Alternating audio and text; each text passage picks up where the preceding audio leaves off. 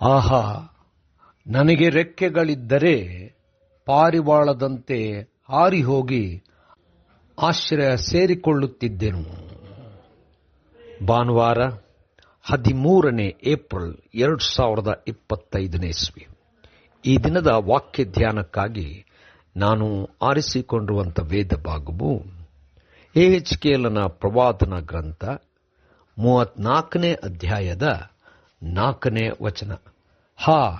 ನೀವು ದುರ್ಬಲವಾದವುಗಳನ್ನು ಬಲಗೊಳಿಸಲಿಲ್ಲ, ರೋಗದವುಗಳನ್ನು ಸ್ವಸ್ಥ ಮಾಡಲಿಲ್ಲ, ಮುರಿದ ಅಂಗಗಳನ್ನು ಕಟ್ಟಲಿಲ್ಲ, ಓಡಿಸಿದವುಗಳನ್ನು ಮಂದೆಗೆ ಸೇರಿಸಲಿಲ್ಲ, ತಪ್ಪಿಕೊಂಡವುಗಳನ್ನು ಹುಡುಕಲಿಲ್ಲ, ಅವುಗಳನ್ನು ಹಿಂಸೆ ಬಲಾತ್ಕಾರಗಳಿಂದ ಆಳುತ್ತಾ ಬಂದಿದ್ದೀರಿ ಎಂಬುವಂಥದ್ದೇ.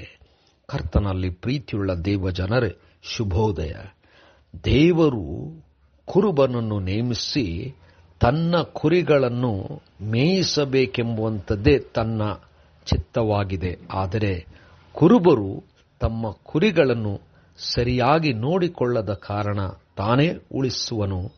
ಕುರುಬರಿಗೆ ಎಚ್ಚರಿಕೆ ಕೊಟ್ಟಿದ್ದಾನೆ. ಕರ್ತನಲ್ಲಿ ಪ್ರಿಯರೇ, ಈ ವಾಕ್ಯ ಧ್ಯಾನ ಮಾಡೋಣ. ಈ ದಿನದ ವಾಕ್ಯ ಧ್ಯಾನದ ಶೀರ್ಷಿಕೆ ಕುರುಬರಿಗೆ ಎಚ್ಚರಿಕೆ. ಕರ್ತನಲ್ಲಿ ಪ್ರಿಯರೇ, ದೇವರು ಯೆಹೆಜ್ಕೇಲನ ಮುಖಾಂತರವಾಗಿ ಇಸ್ರಾಯೇಲಿನ ಕುರುಬರಿಗೆ ಎಚ್ಚರಿಕೆಯ ಮಾತನ್ನು ತಿಳಿಸುವಂತವನಾಗಿದ್ದಾನೆ.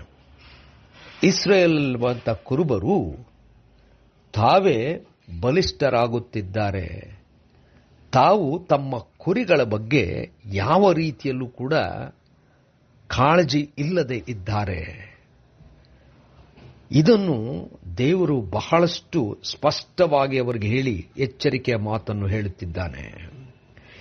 ದುರ್ಬಲದವುಗಳನ್ನು ಬಲಗೊಳಿಸಲಿಲ್ಲ, ರೋಗದವುಗಳನ್ನು ಸ್ವಸ್ಥ ಮಾಡಲಿಲ್ಲ, ಮುರಿದ ಅಂಗಗಳನ್ನು ಕಟ್ಟಲಿಲ್ಲ, ಓಡಿಸಿದವುಗಳನ್ನು ಮಂದೆಗೆ ಸೇರಿಸಲಿಲ್ಲ, ತಪ್ಪಿಸಿಕೊಂಡವುಗಳನ್ನು ಹುಡುಕಲಿಲ್ಲ.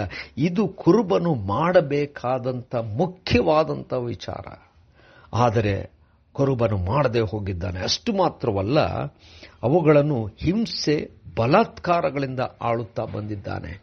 ಇದಕ್ಕೆ ದೇವರು ಎಚ್ಚರಿಕೆ ಹೇಳಿ ಕುರುಬರನ್ನು ಭಯಂಕರವಾದಂಥ ರೀತಿಯಲ್ಲಿ ಶಿಕ್ಷಿಸಿ ತಾನೇ ತನ್ನ ಕುರಿಗಳನ್ನು ಉಳಿಸಿ ಬಲಗೊಳಿಸಿ ಗಾಯಗಳನ್ನು ಕಟ್ಟಿ ಸ್ವಸ್ಥಪಡಿಸಿ ಕಳೆದು ಹೋದಂಥವುಗಳನ್ನು ಹುಡುಕುವಂಥವನಾಗಿದ್ದಾನೆ. ಕುರುಬರಾಗಿ ಮಾಡಬೇಕಾದದ್ದನ್ನು ಮಾಡದೇ ಇರತಕ್ಕಂಥವರಿಗೆ ಶಿಕ್ಷಿಸುವಂಥವನಾಗಿದ್ದಾನೆ. ದೇವರು ನಮಗೆ ಕೊಡುವಂಥ ಜವಾಬ್ದಾರಿಯನ್ನು ಯಥಾರ್ಥವಾಗಿ ಮಾಡುತ್ತಾ ದೇವರನ್ನು ಮಹಿಮೆ ಪಡಿಸೋಣ. ಕರ್ತನೇ, ದಯಾಮಯ ಸ್ವಾಮಿ, ಕೃಪೆಯಲ್ಲಿ ನಮ್ಮನ್ನು ನಡೆಸು. ನಿನ್ನ ಕಾರ್ಯವನ್ನು ಮಾಡಲಿಕ್ಕೆ ಶಕ್ತಿ ಕೊಡು. ಯೇಸುವಿನ ನಾಮದಲ್ಲಿ ಪ್ರಾರ್ಥನೆ ಬೇಡಿದೆವು ತಂದೆಯೇ, ಆಮೆನ್.